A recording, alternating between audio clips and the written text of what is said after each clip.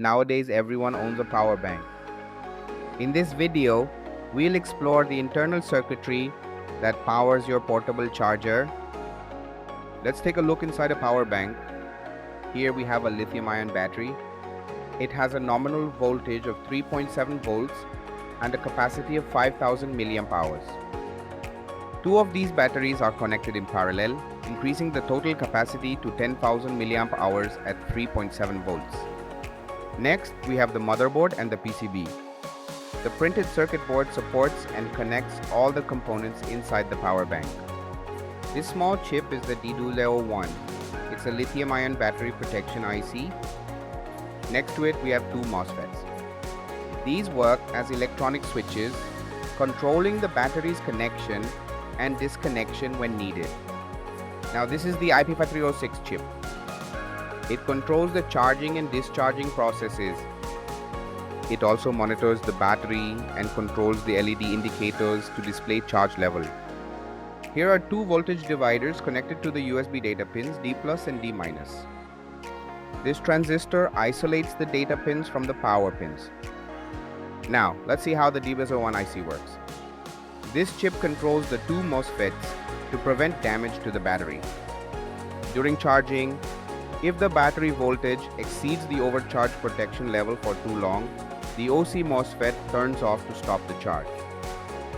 Charging resumes only when the voltage drops back to a safe level. During discharging, the OD MOSFET is turned on. If the battery voltage drops too low, the OD MOSFET turns off and stops the current flow. Discharging resumes when the voltage returns to a safe level through recharging. When it senses voltage at the current sense pin, it turns on the MOSFETs for charging. The discharge resumes once the load is removed and the current drops. Now let's understand the IP5306, the main IC of this circuit. It controls both charging and discharging. It also keeps track of the battery's status and protects the power bank from multiple risks. When you press the button, the IC detects the change in voltage at this pin. It lights up LEDs to show how much charge is left in the battery. Each one LED represents 25% of the battery charge. Each LED can be turned on individually and they flash rapidly to appear as solid lights. The power bank charges through a micro USB port, which takes in 5 volts.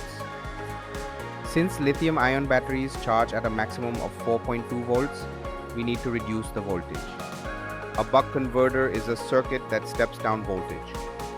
It uses a switch, an inductor, and a capacitor to lower the input voltage to a safe level. In this design, the battery also acts as a capacitor. Instead of a diode, the IC uses another internal switch. Now, while discharging, the battery's voltage must be increased to 5 volts for USB output. This is done using a boost converter, a switch, an inductor, a capacitor, and another internal switch.